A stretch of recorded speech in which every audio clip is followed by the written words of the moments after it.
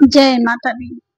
आज है शारदीय नवरात्रि का तीसरा दिन और नवरात्रि के तीसरे दिन होती है माँ चंद्रघंटा की पूजा। तो जानेंगे इनकी पूजा विधि, भोग और मंत्र के बारे में। कैसा है माता का स्वरूप। तो पंचांग के अनुसार नवरात्रि का आरंभ तो हो ही चुका है और जिसका कि तीसरा दिन है। माँ दुर्गा के तीसरे स्वरूप माँ चंद्रघंटा की पूजा की जाती है और मान्यता है कि इस दिन माँ चंद्रघंटा की पूजा करने से शत्रुओं पर विजय प्राप्त होती है और जीवन में सुख समृद्धि भी बनी रहती है। तो देवी भागवत पुराण के अनुसार माँ दुर्गा का तीसरा स्वरूप चंद्रघंटा यानी कि शांतिदायक और कल्याणकारी है। उनके मस्तक में घंटे के आकार का अर्धचंद्र है, इसी कारण से उन्हें चंद्रघंटा कहा जाता है। तो चलिए जानते हैं माँ चंद्रघंटा की पूजा विधि के बारे में।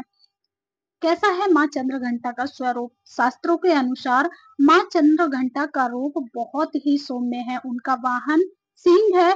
माँ का शरीर का रंग स्वर्ण के समान चमकीला है और उनके 10 हाथ हैं, जिसमें कोई ना कोई शस्त्र धारण किए हुए हैं।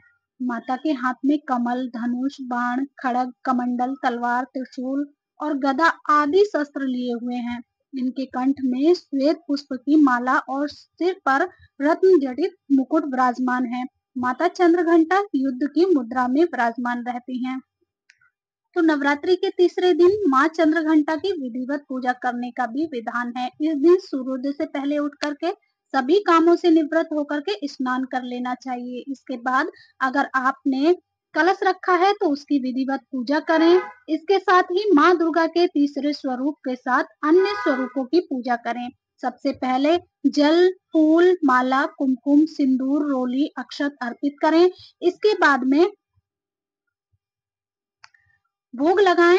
भोग में केसर या फिर खीर या फिर दूध से बनी हुई कोई भी मिठाई माँ को भोग लगाएं। ये माँ चंद्रघंटा को अति प्रिय है। और इसके बाद घी का दीपक और धूप जलाने के बाद ध्यान मंत्र, दुर्गा चालीसा, दुर्गा सप्तशती का पाठ करें और इनके साथ ही माँ चंद्रघंटा कवच के साथ अंत में आरती कर लें और भूल चूक के लिए माफी मांग लें।